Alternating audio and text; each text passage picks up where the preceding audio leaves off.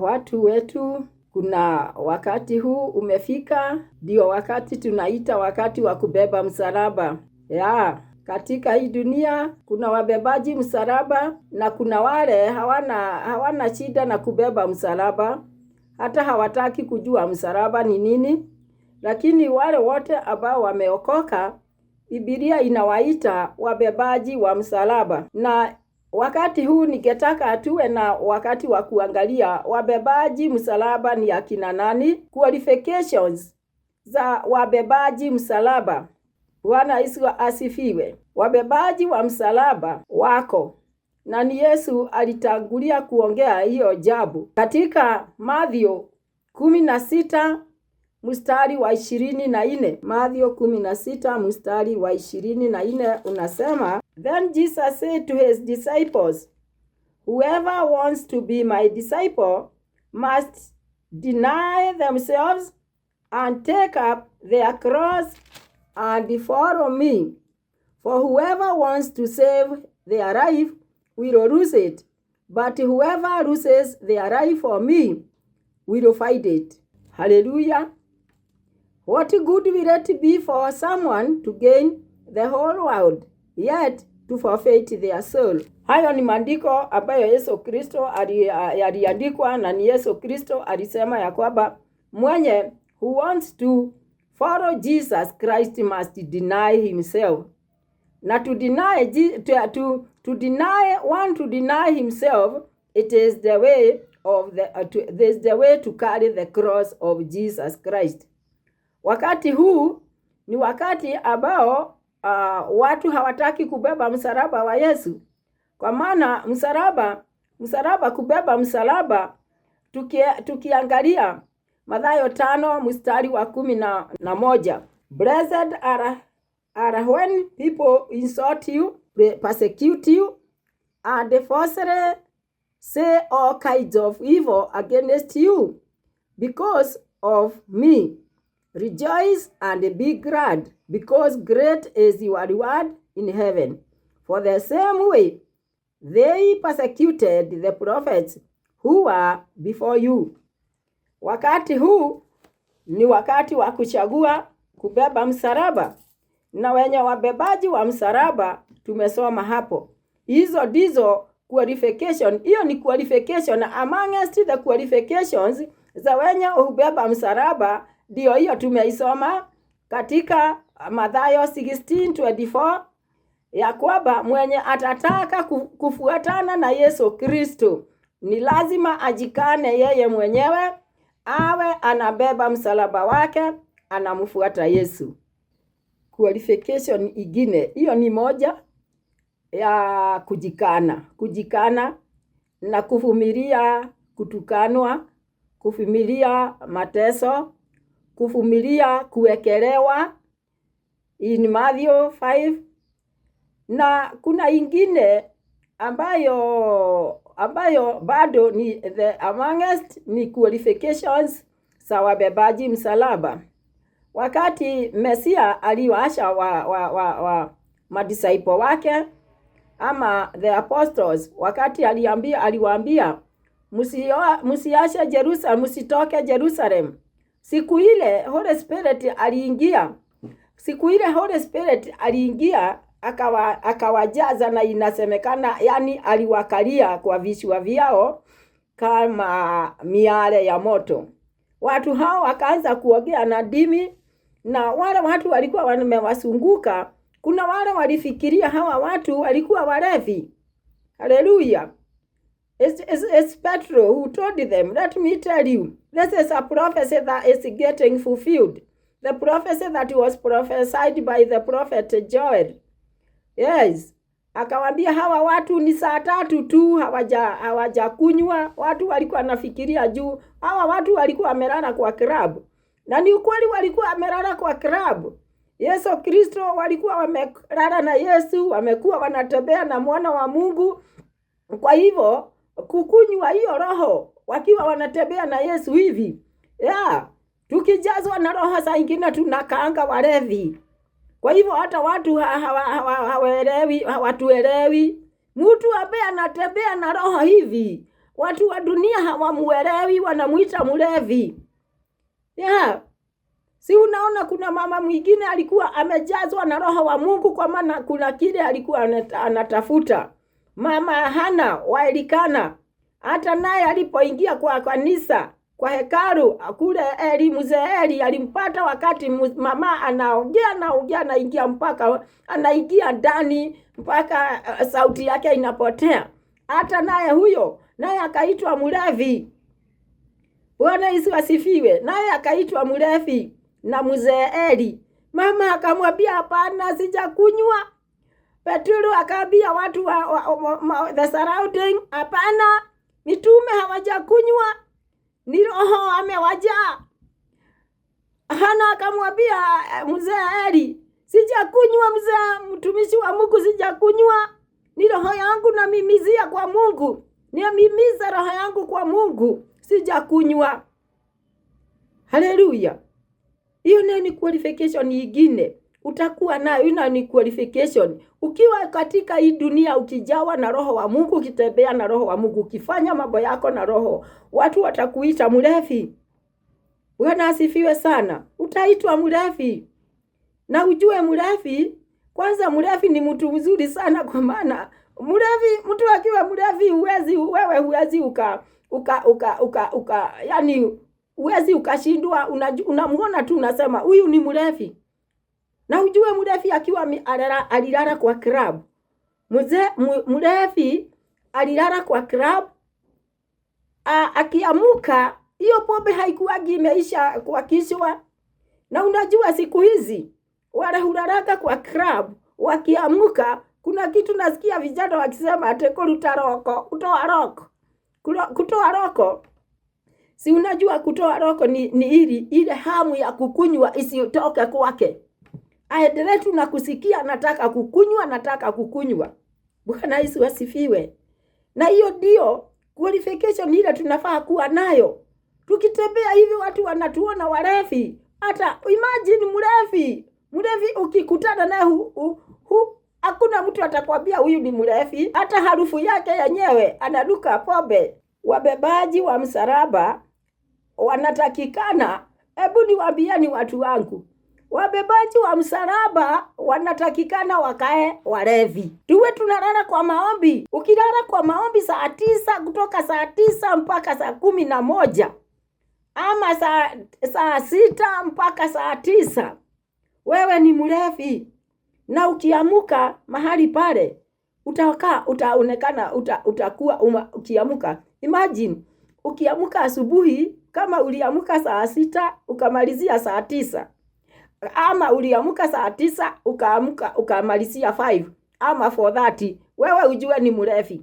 Hata asubuhi ikifika utakuwa unasikia tu kuomba, kutaka kuomba. Hiyo ni kutoa roko. Yes. Wabebaji wa msalaba wanataka kukaa walevi saa hii. Mambo si mazuri, nyakati si nzuri. Maana unasikia ati the blessed are when people will insult you, when people will persecute you, when people will speak falsely against you, when people will do all evil against you. Those are the blessed. And those are the carriers of the cross. And those are the drunkards of the Holy Spirit.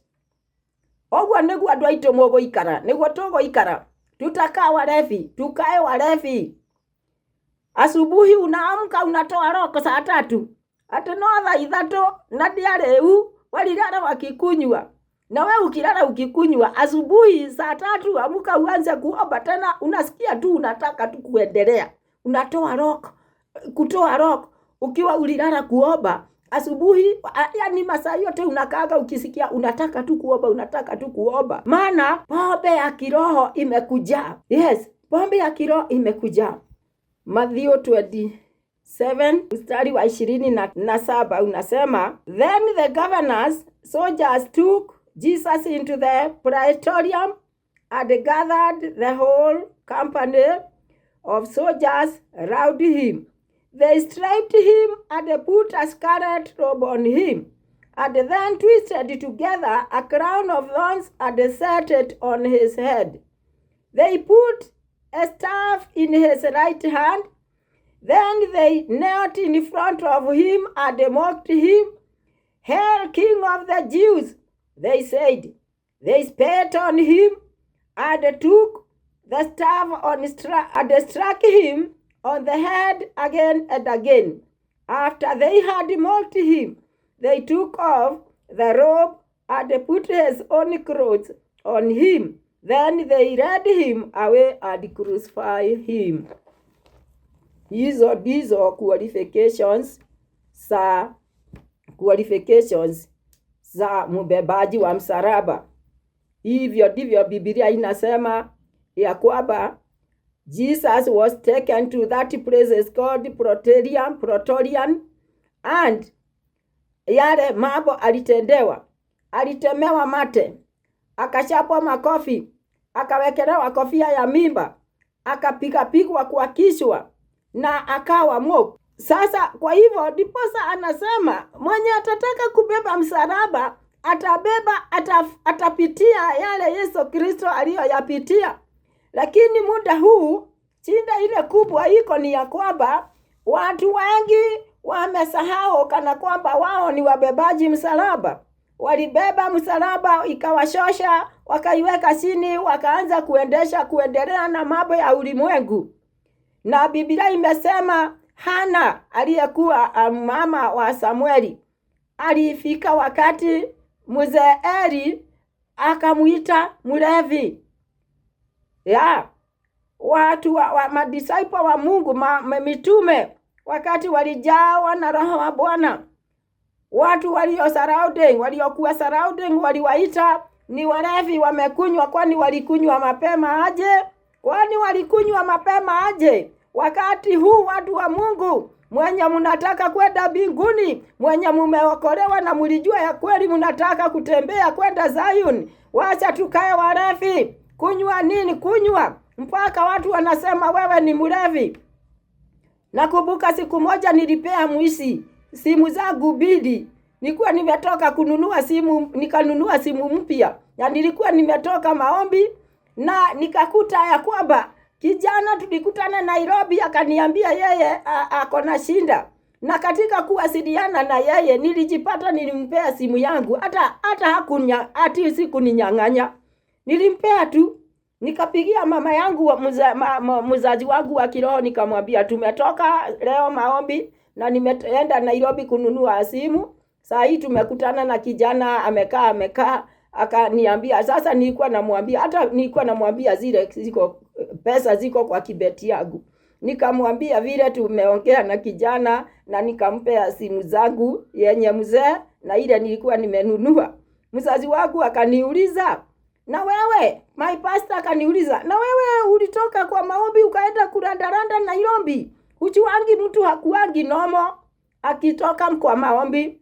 Ndiposa hata ni vyema sana ukiwa muombezi, ukitaka kwenda nje unajaribu unabeba mtu mnaenda naye.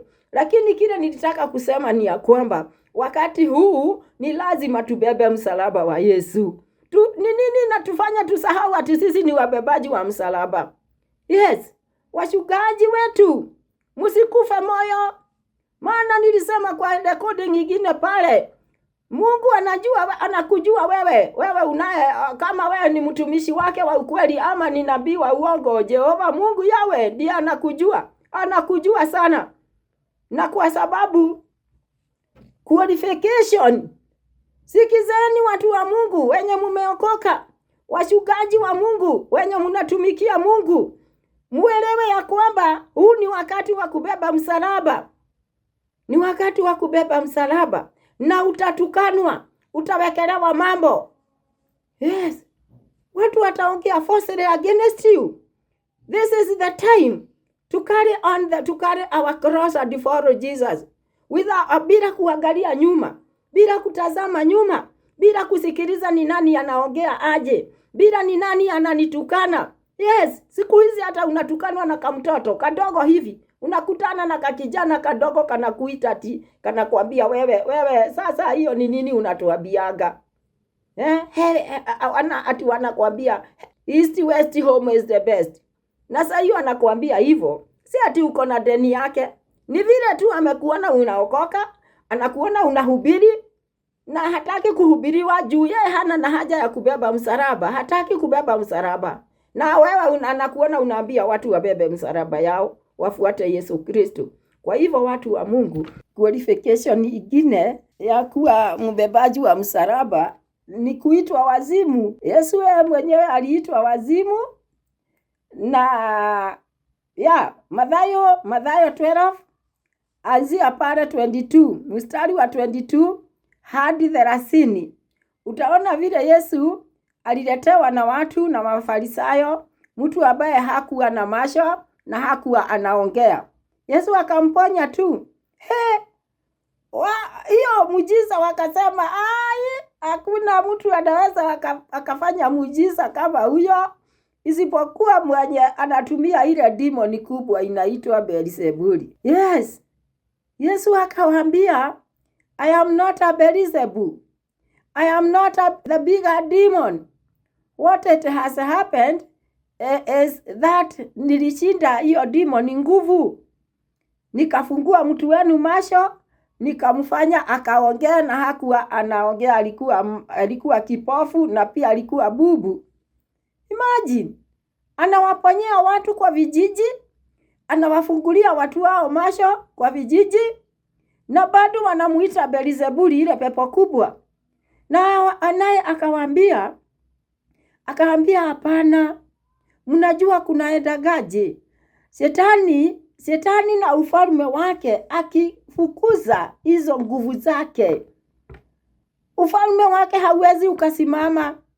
Ufalme wa Shetani hauwezi ukasimama kama atakuwa mtu wa kuona pepo zile zinafupisha watu macho, zile ninafanya watu wakafanyike bubu, anazifukuza.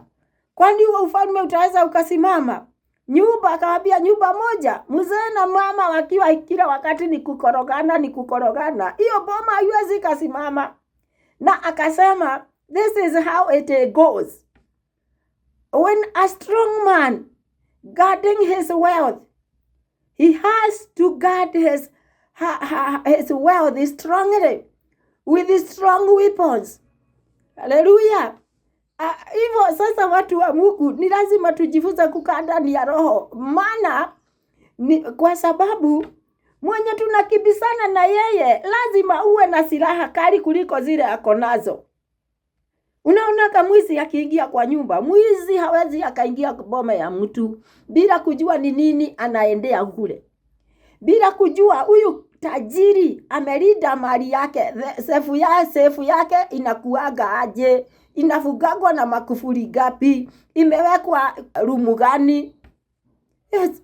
Na mwizi akiingia kwa nyumba, uonagi anatagulia kufunga mzee. Mzee anawekwa mikono, anafugiliwa kwa kitanda. Naambiwa ingiza kichwa. Ingiza kichwa pale ndani, utuambie pesa ziko wapi. Anasema ulizeni mama, funguo za ile gari ile kubwa kiroli iko wapi?